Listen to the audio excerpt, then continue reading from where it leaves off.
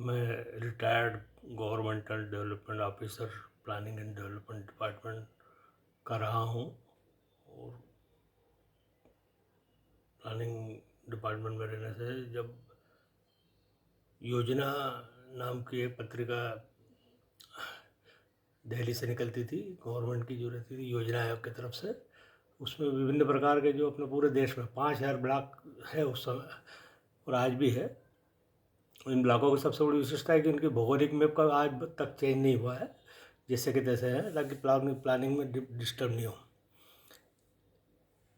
यहाँ पर जो ब्लॉक वाली बात जो चल रही है, तो उसमें विशेषकर ये वीडियो जो है वो स्वयं सहायता समूह के लिए बनाया गया है और इसको कोई अन्य भी लाभ ले तो कोई दिक्कत नहीं है। सर्वसाधारण के लिए है ये, जनरल इंडिकेटिव एग्जाम्पल समझे, उसको मोटिवेशनल भी मान के चले।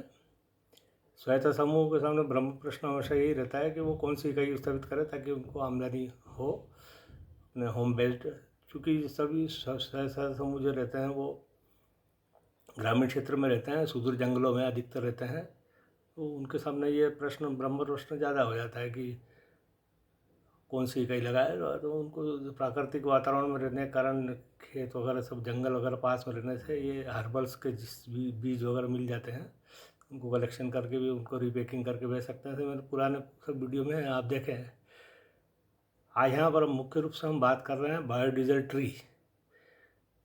बायोडीजल ट्री में जैसे मेरे वीडियो है, आप उनको कृपया अवलोकन करें। जैसे लक्ष्मी तरु है, भिलावा है, काजू है, हिंगोट है, करंज है, पीलू का भी बताया गया था। पीलू राजस्थान का रेगिस्तान का वृक्ष है, उसमें बायोडीजल रहता है। एक पूर्व के वीडियो में मैंने भिलावा के बारे में जो बताया था कि सुदूर जंगलों में रहते हैं वो, और बॉटनिकल नेम से यदि देखें उनको तो अनाकार्डियन जो शब्द है दोनों में है, इसलिए अपने बॉटनिकल फैमिली में ये समकक्षी माना जाता है। अब ये है कि ये कोस्टल एरिया में अधिकतर होता है, दूर दराज के जो ऊपर पहाड़ी क्षेत्र रहते हैं कोस्टल एरिया में, समुद्र तट के पास होना है, समशीतोष्ण जलवायु, जैसे मैंने बताया था। अब ये अधिकतर जो है कोस्टल एरिया, जैसे अपने केरल है, कर्नाटक है, आंध्र प्रदेश, महाराष्ट्र, उड़ीसा, तमिलनाडु, पश्चिम बंगाल में अधिकतर काजू के वृक्ष पाए जाते हैं। कालांतर में एशिया के सबसे बड़े मतलब ये हब माने जाते हैं। बायोडीजल ट्री में जैसे भिलावा और काजू ये दोनों समकक्ष में माना जाता है। भिलावा में 85% जो बायोडीजल बताया गया था, तो वो पूरा इसका वो रहता है, पूरा कर्नल और बीज सहित, यानी छिलकों का नहीं केवल। और उसमें क्या है कि वो फर्नेस विधि से जो बनाते हैं, उसको जलाकर उससे तेल निकलता है और पीलिंग की आवश्यकता नहीं रहती है, और अलग अलग क्षेत्रों में अलग परंपरागत रूप से निकालते हैं। छिलकों से जलाकर भी तेल निकलता है और अंदर जो गुदा निकलता है वो गोडम्बी कहलाता है। इस प्रकार काजू को भी इसी विधि से निकाला जाता है। उनको एक एक बीज को फोड़कर भी निकालते हैं, मशीनरी के माध्यम से उसको ऑयलिंग वगैरह निकालते हैं स्टेज से। अब मैंने जो पेरू में बताया था कि बायोडीजल ट्री के लिए भिलाव वृक्ष के नर्सरी प्लांटेशन लगा सकते हैं समूह वाले, स्वयं समूह वाले। फिर बाकी उसमें भिलावा में क्या है कि उसमें बहुत ही यानी सुदूर जंगलों में रहने के कारण वो क्या है कि वृक्षों बरसों से रहते हैं, तो उसमें मतलब मतलब बहुत समय बाद आते हैं। एक बार आ जाते हैं तो वृक्ष बहुत समय तक रहता है। काजू का वृक्ष जो रहता है उसमें 4 साल में बीज आ जाता है। अब ये काजू का वृक्ष जो है वो उस हिसाब से चर्चा में मतलब बताया गया था कि ये समुद्र तट के पहाड़ी इलाकों में पूरे होते हैं, या जहाँ पे अच्छा रेनफॉल रहता है, और पानी गिरने के बाद वो निकल भी जाना चाहिए, यानी ऐसा यानी रुकना नहीं चाहिए वहाँ पर, उसका प्रभाव बना रहना चाहिए। वो समशीतोष्ण जलवायु को तो अभी बताया था मैंने। तो इस कालांतर में जब 20-25 वर्ष को पूरा छत्तीसगढ़ में इसका प्रयोग हुआ था, काजू के वृक्ष का फार्मिंग का, तो उसमें लगाया गया था। अब ये है कि जैसे बादाम के वृक्ष भी बहुत सी जगह लगे हुए देखे मैंने, तो वो उसमें बादाम की जो क्वालिटी आती है वो 19-20 की आती है। जैसे मैंने बताया कि मूल क्षेत्र में, मूल जलवायु यहाँ पर परंपरागत रूप से होते हैं वहाँ के, और दूसरी जगह से वो कोई चीज़ लगा हो तो उसमें आयुर्वेदिक गुणों में फ़र्क आ जाता है, मेडिसिनल वैल्यू, और बात वही रहती है। और यहाँ पर हम बात कर रहे हैं काजू के वृक्ष की। तो काजू के वृक्ष जो है वो अभी जैसे जो ट्रेंड चला है कि गिफ्ट आइटम के रूप में विवाह जन्म दिन के उपलक्ष्य में ये गिफ्ट के रूप में दिए जाने की एक परंपरा बोलो या ट्रेंड बोलो जो वो शुरू हुआ है। उसका कारण क्या है कि लोग मतलब क्या है कि जो चीज़ मतलब कॉमन हो जाती है, आम आदमी उसको अपना लेता है, तो उसको खास लोग छोड़ देते हैं। तो खास लोग छोड़ने का मतलब ये कि जो जिस प्रकार से जो गिफ्ट देते हैं भौतिक रूप से, तो उसको आप ये ट्रेंड चला है कि इस प्रकार से वृक्ष जो रहते हैं हर्बल्स के, ड्राई फ्रूट्स के, ये इसको प्लांट गिफ्ट के रूप में देने लग गए। डिग्निटी और स्टेटस के रूप में इसको माना जाता है आज के टाइम। हमारे यहाँ ये लगे हैं साहब, इस टाइप से मानवीय प्रवृत्ति रहती है। तो इस प्रकार से भिलावा का जो विकल्प है, क्योंकि भिलावा को टाइम लगता है, और दूसरा उसके जो उसके नीचे से निकलते हैं तो उसका जो ऑयल कभी कभी ह्यूमन बॉडी पे या कोई भी अन्य प्राणी पर गिरता है, तो उसमें मतलब ऑर्गेनिक केमिकल होने से वो नुकसान करता है स्किन वगैरह पे। तो इसलिए काजू का वृक्ष ज़्यादा बड़ा नहीं होता है, इसलिए वो तो क्या है कि उसको लगा सकते हैं। सबसे इसमें भी 45% बायोडीजल पाया गया है। छत्तीसगढ़ में भी जो फार्मिंग हुआ है काजू का, वो बहुत अच्छा मार्केट हो रहा है उसका। इस प्रकार से यूँ तो बहुत सारे, जैसे आप इसमें लिस्ट में देख रहे हैं कि अलग अलग वृक्ष हर्बल्स के वगैरह है, तो इनकी भी रूट प्लांट नर्सरी बनाने हेतु पुराने मेरे वीडियो है, आप कृपया उनका अवलोकन कर सकते हैं। आज हम केवल फोकस कर रहे हैं भिलावा और काजू के तुलनात्मक रूप से इसका रूट प्लांटेशन नर्सरी, इसको किस प्रकार से होता है। अब समय ऐसा आ रहा है कि इनको लगाना आवश्यक हो गया है। यूट्यूब की जो समराइज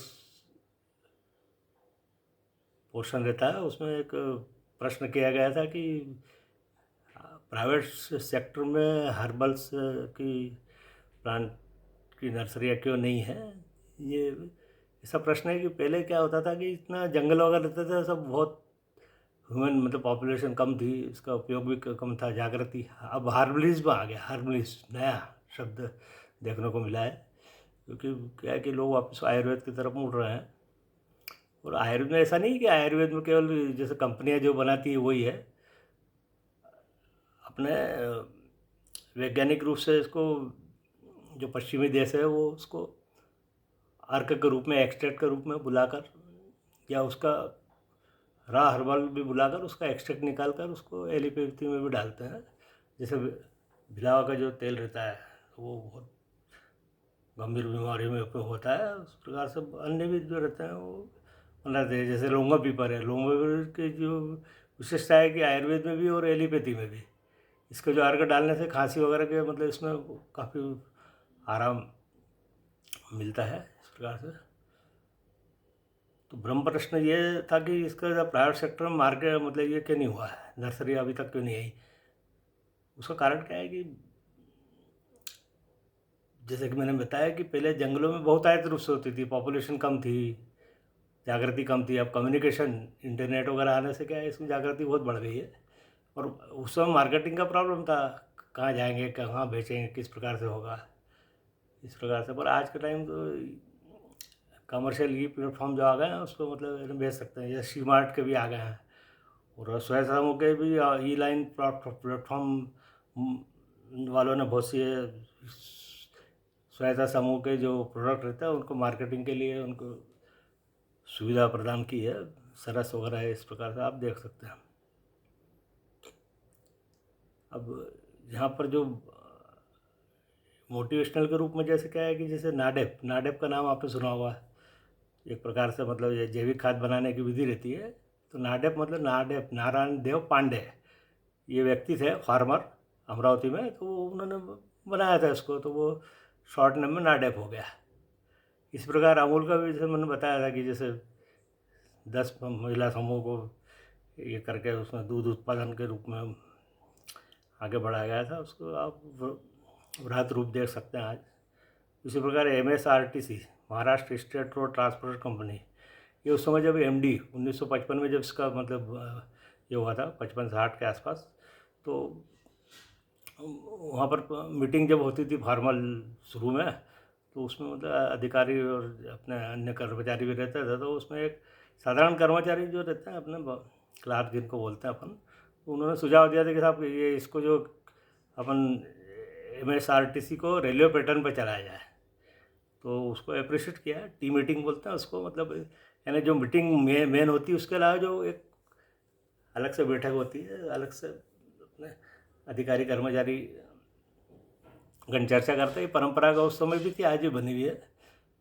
तो उन्हें रेलवे पैटर्न पर बना था, जैसे रेलवे के यार्ड रहते हैं, ट्रेनिंग की व्यवस्था रहती है, स्टेशन अपने खुद के, यानी ऐसा नहीं कि दूसरे के। उस प्रकार से रेलवे पैटर्न पर आप MSRTC चला सकते हैं। तो उसमें बताया था उन्होंने। तो आज भी देखिए आप MSRTC की टाइम टेबल से बिल्कुल बसें चलती है और मेंटेनेंस वगैरह भी अच्छा रहता है, यात्री सेवाएं भी अच्छी देते हैं। एक उदाहरण है ये, इसको एग्जाम्पल के रूप में माने कृपया। तो ये यहाँ पर जो बात चल रही है हर्बल नर्सरी बायोडीजल ट्री की, तो जैसे मैंने बताया कि पूरे देश में 5000 ब्लॉक है, तो हर ब्लॉक में कम से कम 100 समूह तो ऐसे रहते हैं जो एक्टिव रहते हैं और अपने मतलब विभिन्न प्रकार के वो गतिविधियाँ करते हैं। तो उसमें मतलब बायोडीजल ट्री के मतलब 10-10 भी यदि मतलब उसमें लगाते हैं, तो 5000 गुणित 10 प्रकार से 50,000 के आसपास समूह उसको हर्बल नर्सरी इसकी लगा सकते हैं बायोडीजल की। तो उसमें मतलब काजू है, काजू तो काजू का, और काजू का उपयोग भी है ना, जैसे मतलब उसके पत्ते भी मतलब काम में आ रहा है। जैसे मैंने बताया कि ये ऐसा कोई ज़रूरी नहीं है कि मतलब सीड आया उसको आदि उसका उपयोग हो, ऐसा नहीं है। उसके पत्तियाँ वगैरह डगा लगा भी उपयोग होता है। तो उस प्रकार काजू में भी जो मेडिसिनल भी गुण रहता है, जैसे मैंने बताया कि जो हर्बल्स रहती है उसमें सबसे कम गुण जो रहता है उसमें मतलब माइल्ड जिसको बोलते हैं वो पत्तियों में रहता है। उसको फिर क्रमशः वो डगाल और उसमें छाल में और जड़ों में बढ़ता जाता है। और ये वृक्ष नष्ट नहीं होता, इसका पत्तियों का उपयोग करना बताया गया था इस प्रकार से। और वो काजू पड़ता रहा। और सिस्टम जैसे मैंने बताया था कि इसको टमाटर क्रेट में 50 मतलब रखे कप, प्लास्टिक कप में बनाकर रूट प्लांट, ताकि उसको खरीदार अपने गमलों में जाकर लगा देंगे। और कालांतर में जैसे गमलों में लगने के बाद, बड़े होने के बाद वो प्लांटेशन के लिए दे सकते हैं कहीं पर भी, उसमें अपने आप ये रहेगा। अभी जैसे ये प्राइवेट सेक्टर में जो नर्सरी नहीं आई थी उसका मुख्य कारण यही था कि उसमें मार्केटिंग की बड़ी प्रॉब्लम थी। और आज के टाइम मार्केटिंग का प्रॉब्लम नहीं है, ये प्लेटफॉर्म पर काफ़ी बिगड़ा। और दूसरा ये इस प्रकार से देखा गया है कि ये इस प्रकार से जो दुर्लभ जो रहता है वो आज भी मतलब वहाँ पर ये प्लेटफॉर्म पे उनके एडवर्टाइजमेंट देखे तो उसमें मतलब नॉट इन स्टॉक बताता है। इसका मतलब ये है कि मतलब आता तो है माल लेकिन तुरंत बिक जाता है ना। ये इस तरह से आप ये इसको प्रत्यक्ष को प्रमाण नहीं, वो वाली बात है। और आपने वीडियो इतना देखा, इतना लंबा वीडियो देखा, इसलिए आप लोगों को बहुत बहुत धन्यवाद। ये इंडिकेटिव है, समझे ना, एग्जाम्पल के रूप में। धन्यवाद।